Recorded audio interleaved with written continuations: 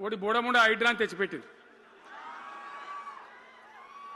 దానికి ఆ హైడ్రాకు ఆ పిసిసి ప్రెసిడెంట్ అని ఉంటాడు ఆయన, కాంగ్రెస్ కమిటీ అధ్యక్షుడు, ఆయన నిజామాబాద్లో పోయి చెప్తుండు, హైదరాబాద్లో హైడ్రా, నిజామాబాద్ కూడా తెత్తాం బిడ్డ, నిజామాబాద్లో నిడ్రా, రేపు జగిత్యాలలో కూడా జిడ్రా అంటాడు. ఇక అది ఏం కావాలి?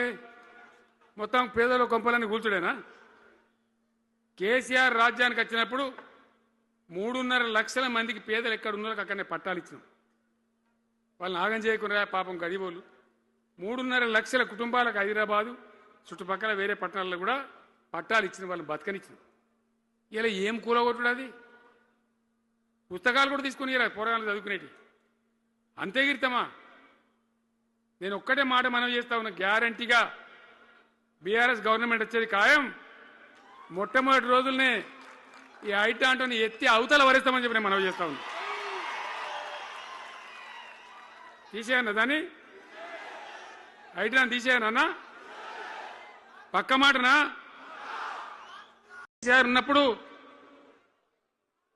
రియల్ ఎస్టేట్ ఎట్లా ఉండే, రైతుల భూముల ధరలు ఎట్లుండే, హైవే పక్కకుంటే 2 కోట్లు 3 కోట్లు, డాంబర్ రోడ్ పక్కకుంటే ₹1 కోటి ధీమా ఉండే రైతులకు. ఇంత అమ్మాయి ఇందులో పెళ్లి చేయాలంటే పావడంత అమ్మి చేత పోవా, వాళ్ళ దగ్గర అమ్మి చేత బిల్డింగ్ కట్టుకుంటా. ఈరోజు అమ్మేటోడు ఉన్నాడు కానీ కొనేటోడు లేడు. నిజమేనా ఈ మాట? నిజమా కాదా?